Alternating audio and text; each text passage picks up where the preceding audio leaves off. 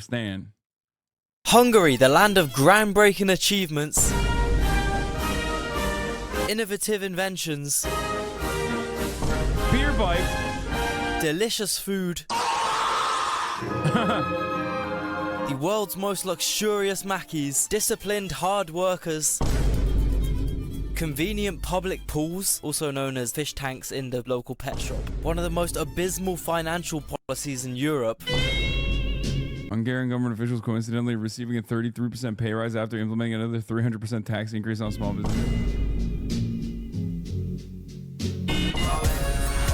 Hungary's Prime Minister Viktor Orban, when asked if he's going to use EU loans to improve his country slightly or just build another $12 million stadium for the most terrible amateur local football. Europe's lowest IQ public transport ticketing system. In Budapest, you literally have to stamp in and out of a stub like you're a 1920s steelworker, least old-fashioned Hungarian governmental Europe's policy. cutest metro line, suspiciously close ties to China.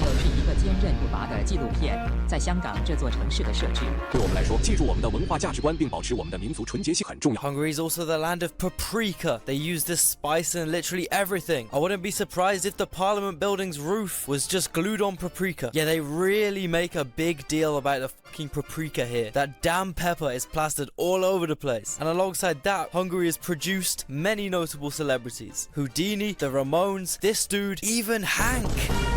No way. Magyar Milan? Why I've been to Budapest twice in the last 2 years. I'm saying that like there's anywhere else to go in Hungary. There's absolutely not.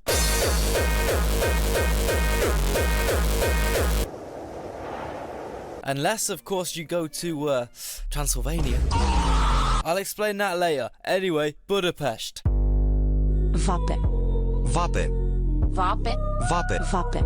Vape. Vape.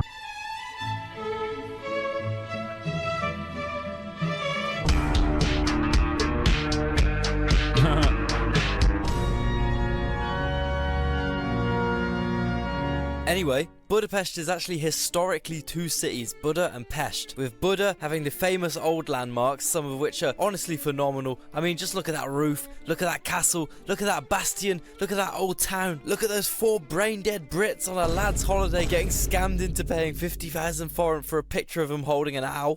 And whilst most of Buda is super hilly and suburban, Pest is way more flat, is where most people live, and has the recognizable, famous, imposing Budapest architecture. Before the 18th century, Pest was just a tiny enclave. Hardly anyone lived there since it didn't benefit from the natural height or river defense that made Buda the geographically perfect city, being inhabited even before 1 AD by the Celts. In the 10th century, a bunch of Siberians show up out of nowhere and mix with the local population till they're white passing, aka Magyars. This ethnic group forms 84% of Hungary's population today. Then over time, due to mass rural Jewish and general migration from the surrounding areas into the city, partly because of Austria-Hungary's initiative to modernize their Austria-Hungary explained the benefits for farmers to move over into a luscious, clean, picturesque, plentiful, traditional farm and work in a carcinogenic steel factory in Pest. Hassan, please reaffirm that Magyars are Turks? No. I will never say that. They are traitors. Okay? No. Hungarians are not Turks. The one group of people that are certainly not Turks are Hungarians.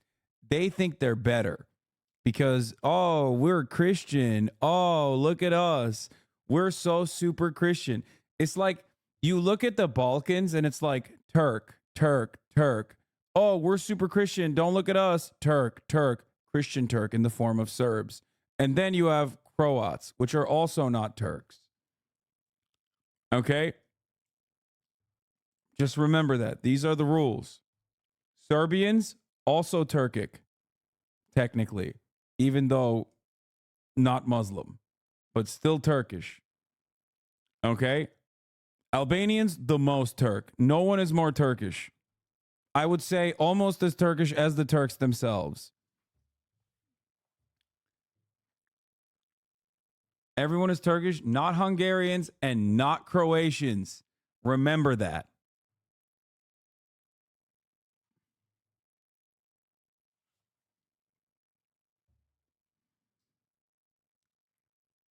their economy. By the year 1900, Budapest was the 8th Us Serbs destroyed your empire being goat farmers? Yeah, sure. largest city in Europe, and the flatlands of Pest provided these newcomers with the perfect location for a bustling, modern, well-organized but grimy city. Then both sides grew until it was Are Chinese Turkish? No. Built a whole ass wall to not be Turkish. Even though there are Turkic Chinese, obviously, like the Uyghurs. That's a whole different can of worms. But definitely not Turkish in general. Han Chinese, not Turkish. Okay? Built a whole ass wall, baby. Straight up. They were like, oh, these Turks, don't fuck with them. Build a goddamn wall. Build the wall. That's what they said.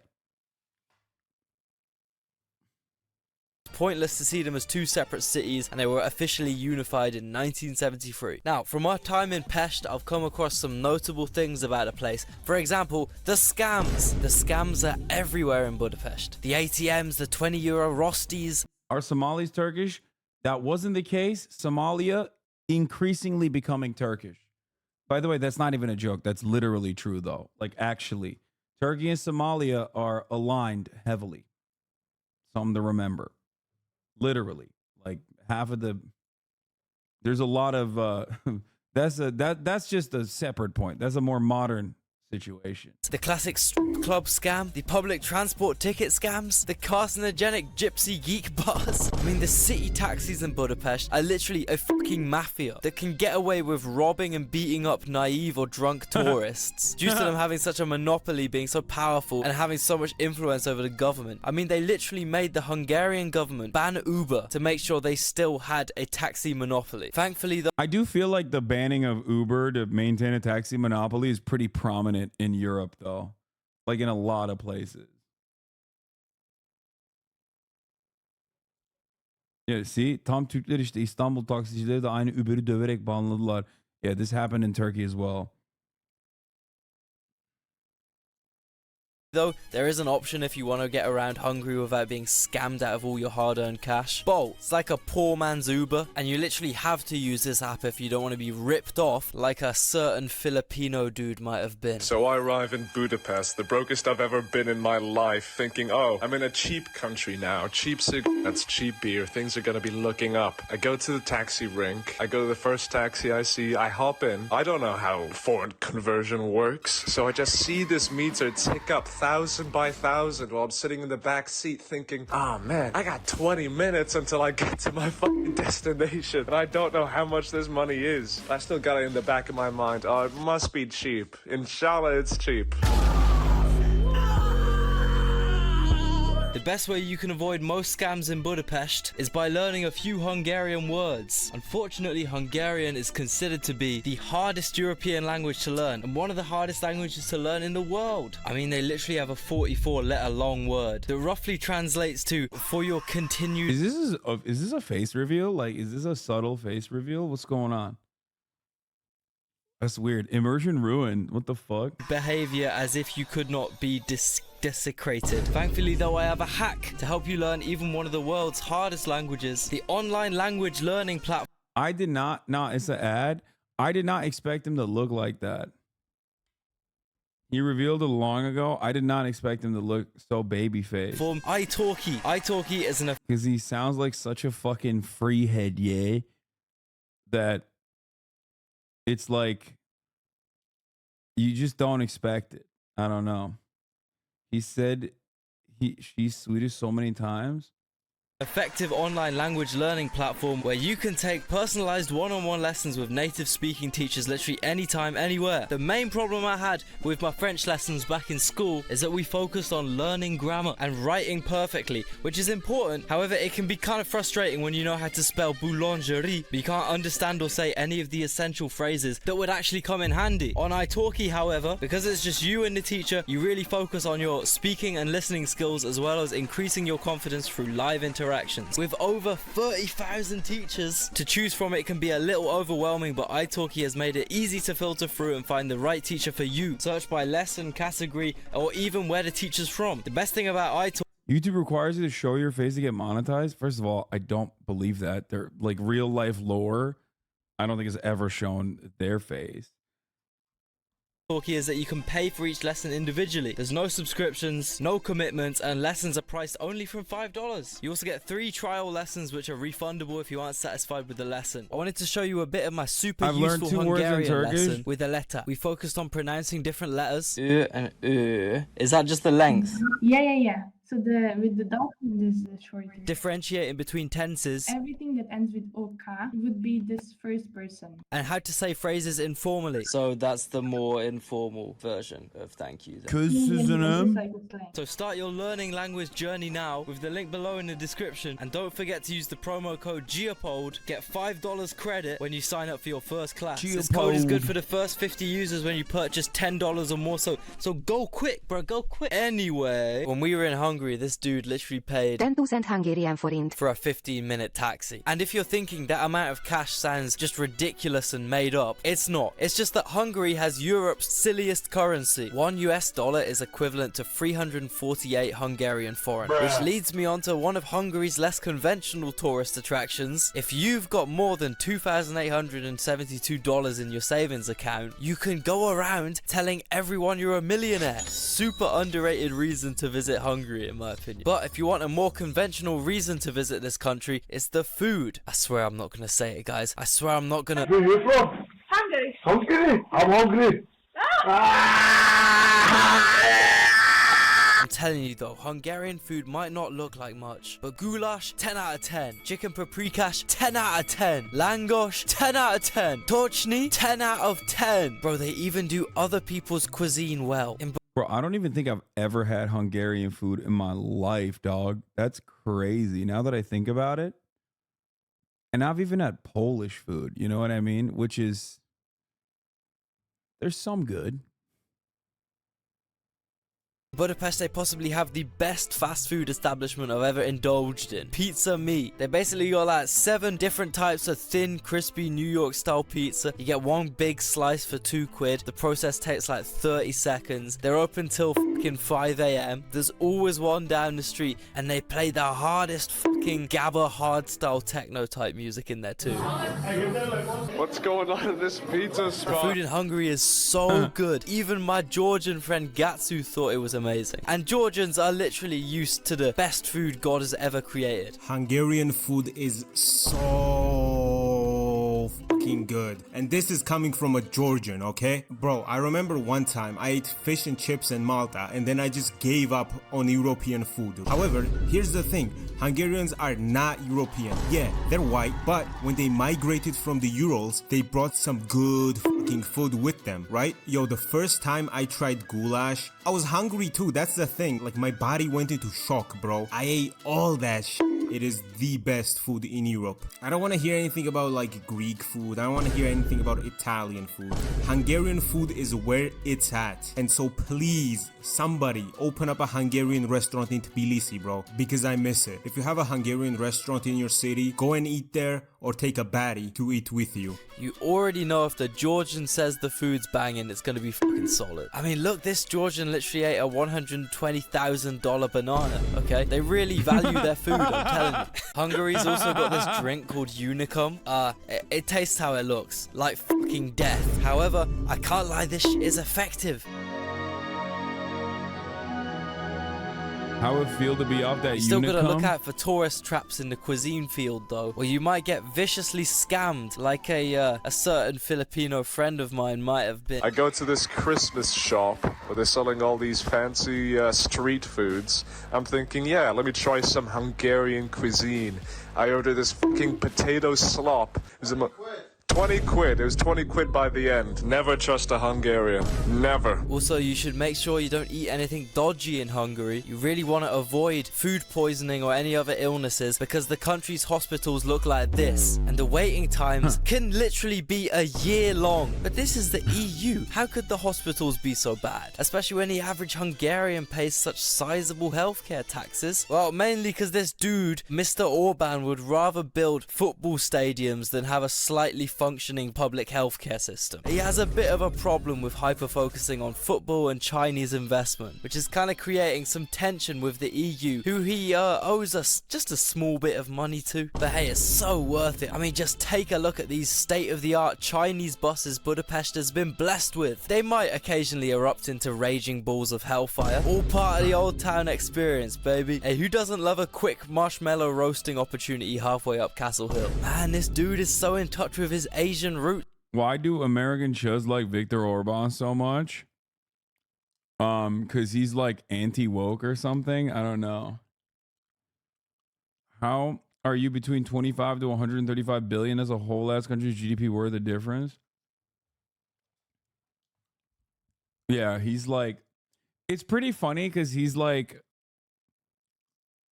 Viktor Orban is a bit like Erdogan as well, an enigma in many ways.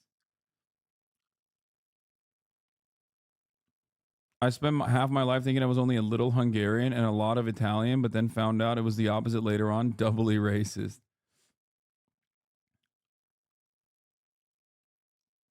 Literally a racist who has spoken against racial mixing. Yeah, I mean, he's like very fashy, but then also, I mean, he's like a classic, he's so goddamn European.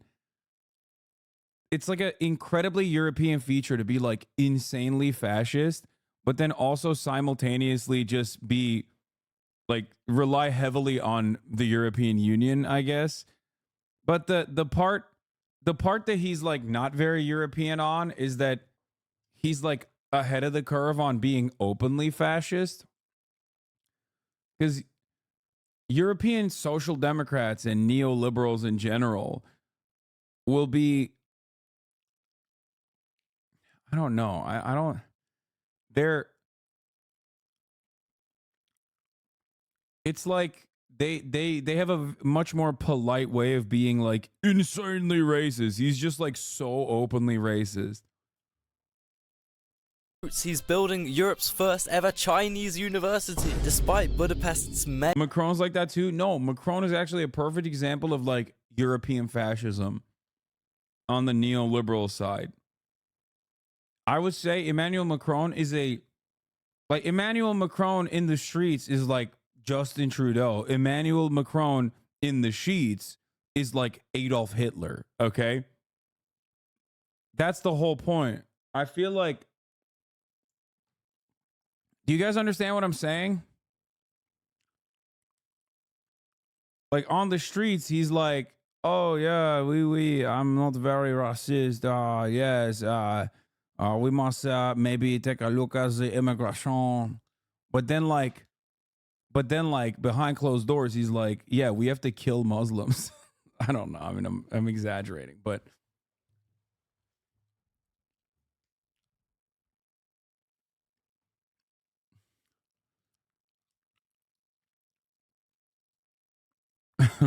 he's just like a disgusting little freak. But in public, he really polites it up. mayor protesting this by changing the campus's road names to Uyghur Martyrs Road, Free Hong Kong Road, Dalai Lama Road, for example. It's actually opening in 2024 because big Xi Jinping probably slid him a couple rare FIFA cards under the table or something. Hungary is in 50 years' time expressing their unhappiness when they officially get annexed as Imperial China's westernmost colony. I love this. Yeah, Hungarian politicians are typically like clinically brain dead, weird, hypocritical old heads. I think this news headline should probably explain all you need to know. Oh yeah, dude, classic. The anti-gay Hungarian politician has resigned after being caught by the police fleeing a 25-man orgy through a window. But how can these obviously crazy dudes stay in power? Oh, great example. Thank you. I mean, his government called Islam barbaric and said it cannot be compatible with French values. Thank you. Yes, that is exactly what I mean. Yeah. When a French person says it, they say it in a way where you're like, they're being quite polite about how unimaginably Islamophobic they are. See? And then you have Americans who I guess like he's not racist. He's trying to appease racist voters. It's literally the opposite. It's the other way around. Islamophobic, not racist. I don't understand what you're trying to say here. Emmanuel Macron is running the fucking American Democratic Party strategy that has been a demonstrable failure in the United States of America to a goddamn T by appeasing right-wing elements in France and losing out on the center, completely losing out on the left, and even losing the liberals to a certain degree. And the only thing you end up doing in that situation is like you're not able to combat the far right elements. You're not able to combat the far right elements that are growing in your country. You've just normalized their position by being like the supposedly sane liberal guy who pushed for said positions. That's it. Okay. Oh, yes. Making the burqa illegal, really just appeasement. Yeah. It's like, I already said this. This is happening in every European country. I've talked about this quite a bit, talked about it quite extensively. Le Pen is going to be the next leader, one hundo P. Macron isn't a fascist, just a standard French neoliberal with traditional French prejudices. Yes, so a fascist.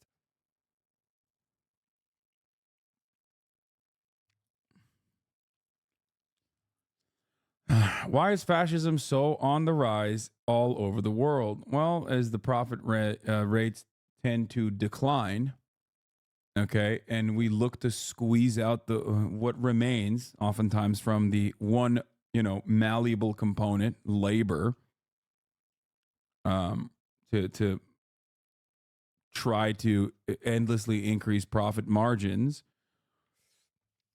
No matter what happens, you are inevitably going to have more economic instability, more economic volatility, and also, of course, the issues that arise from imperialism, which is also a necessity for the thing that I just mentioned, capitalist exploitation and its continuation as profit rates tend to decline.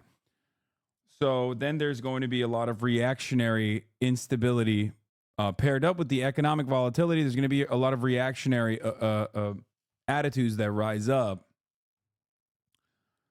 And then basically the neoliberals that have been in power in Europe for a very long time, in order to manage the current crisis that is that they're experiencing under capitalism, will turn to more and more fascist perspectives in an effort not to lose power. And they'll say that they're doing this to save face or to appease the right-wing votes and to appear as a bottleneck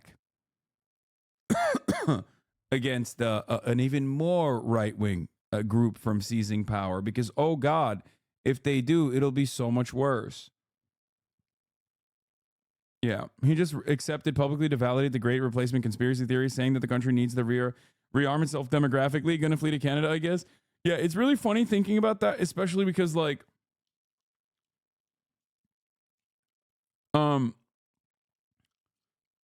yeah, no, he when he came to power, like, the American liberal media was like sucking his cock harder than his much older teacher wife was sucking his wee-wee when he was probably in an age inappropriate and social dynamic inappropriate relationship. They were just like, they were so on board. Like, they were like, this guy, the liberal savior, he's saving France. And then they did it again in the last election. Okay, why did you remind us of this? I mean, obviously, I'm going to remind you of that instead of the top of the hour ad break, right? They met each other when he was 14. It's normal for France. Yeah. Yeah, French elections always revolved around electing whoever faces one of the Le Pen. Macron was elected without any election promises / program, but at this point, there's virtually no difference between the two of them. And then most bloody mandate internally, both physically with the protests and economically with the gutting of social services. Yes. And then here's what will actually happen. Le Pen, who is a a more real racist that can appease or appeal to like the even further right wing elements that are now more galvanized, that now feel like their policies are normalized by the liberals, can come into power while simultaneously maintaining the position that like they are going to be a populist and actually bring about like some real change to France. They're going to implement some economic policies that are helpful to the real French. But the reality is they're not going to do that. They're just going to maintain the same order as they've done time and time again, as fascists have done time and time again historically. They'll come in and be like, no, guys, the nationalism stuff is whatever. We're socialists. We're socialists. We have national pride, and like we're gonna be the ones who actually fix the economy in the left wing direction. Don't worry. But then all they will do is further erode and continue the same capitalist stranglehold on the economy while simultaneously really cranking the racism dial a lot more. I love how libs are so confused by your take whenever you bring up instead of healthcare, we get to bomb random people in other countries when they're like, we want both. But also, if you mention free healthcare, they'll say it's unaffordable and we will never, ever question the price of dollars and lives in war. Yes. Efendim. Yeah, I'm almost done. I'm running the top of the hour ad break, though.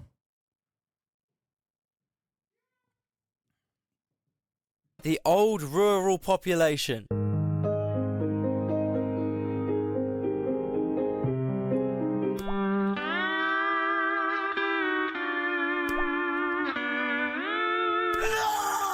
Sorry.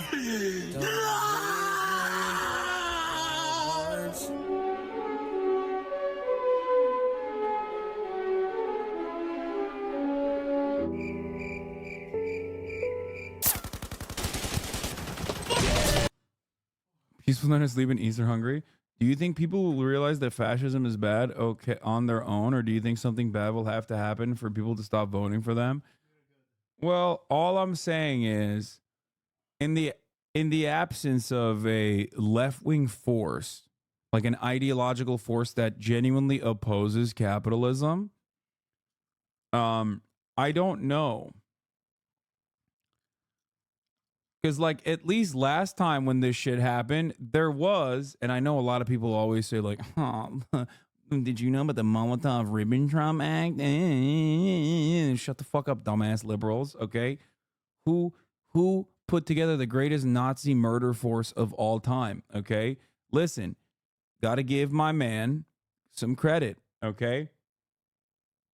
That Georgian boy did it. He did the damn thing. He did. He did the damn thing, putting together one of the greatest fucking Nazi murder machines of all time. Okay, which Americans also participated in. That was pretty cool for America. Good job, America. Oh my God. Are you fucking joking? Please tell me. He's not.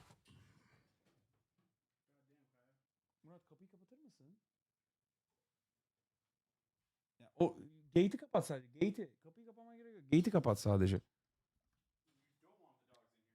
No. Stop.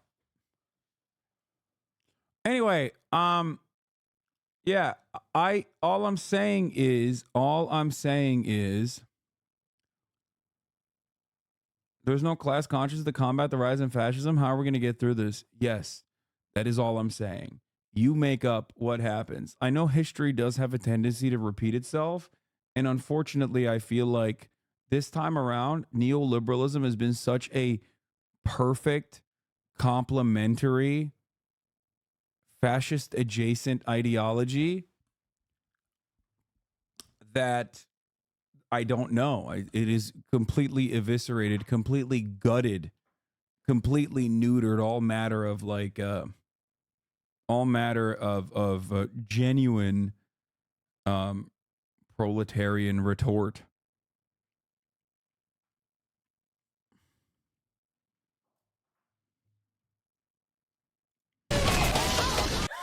This rural population pretty much exists anywhere in Hungary that isn't Budapest. That's because it's low-key the only city in Hungary. Budapest has almost 2 million people, and the second biggest city, Debrecen, hardly even scrapes 200k. This is partly because quite a lot of the ethnically Hungarian regions aren't in Hungary. There are like 3 or 4 million Hungarians that live in the neighboring countries, Romania, Ukraine, Slovakia, Serbia, Croatia, Slovenia, Austria. I mean, Hungary within the Austro-Hungarian Empire was actually big as hell, up there with Poland, Italy, Britain. That was until they lost World War I, along with 2/3 of their territory. Damn, 1918 was a bad year for them guys, bro. And I don't really know too much about what it's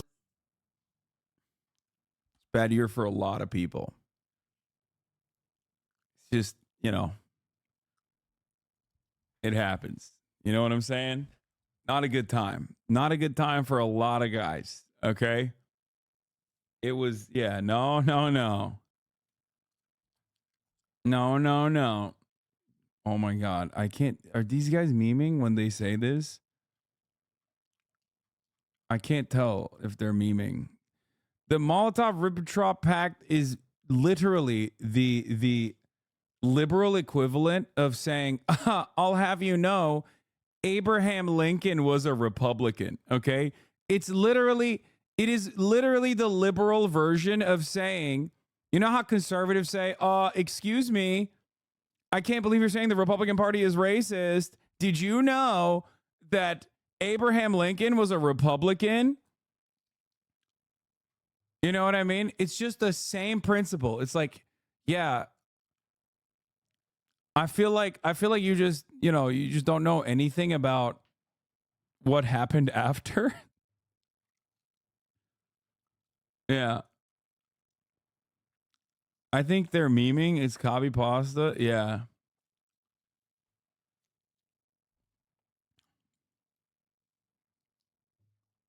like in these areas because I've never been, but I got Living Ironically to explain it a little further, since he's literally the expert on this subject, being Hungarian Serbian living in Romania. Trinon's main problem wasn't that 1/3 of the Hungarians suddenly woke up in a completely different country. Hell, it wasn't even that Hungary lost 70% of its territory to other countries that just randomly spawned into existence that day. Its main problem was that now, if you wanted to go from Romania into Hungary, the view suddenly changed from this into this.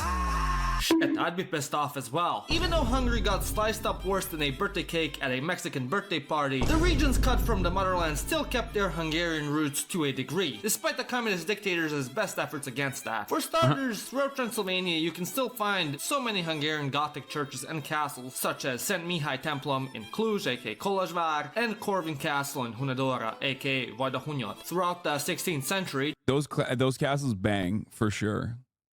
The Catholic Church was having an atheistic meltdown, which many historians today call the Reformation. Many Hungarians in particular were quick to adopt these new Christian beliefs, such as the famous teachings of John Calvin, that no matter what you do, God has already decided that you're going to hell. Transylvania in particular became a huge hotspot for the spread of Calvinism/Reformism, as the region came under partial control of the Ottomans, and they simply couldn't be bothered to deal with the issues of the dirty kafir. So as a result, the province became one of the most religiously diverse ones within historical Hungary, with hundreds of Hungarian churches of different denominations springing up throughout Transylvania. In other parts of the kingdom, such as Vojvodina aka Vajdaság and Krisana aka Körösvidék, Hungarian Art Nouveau was the popular style to build in. Thus, the cities of Subotica aka Szabadka and Oradea aka Nagyvárad have such a distinctive look, which makes them look as if they came out of some sort of fairy tale. Many Hungarians across the border accepted their fate and moved on with their lives and became functioning members of the new countries they found themselves in. Hell, they integrated so well, one even shot down an American plane during the Yugoslav wars. However, others such as the Székely, not so much. For those of you that don't know, the Székely are a group of Hungarians that live in the heart of Transylvania in the Carpathians. Their main personality trait is that despite being completely surrounded by Romanians and basically sitting in the center of Romania itself, they would rather be tortured by Vlad the Impaler himself than ever spout a single word of Romanian. They're also famous for always carrying a knife on themselves. People in London think they're hot shit for packing a blade.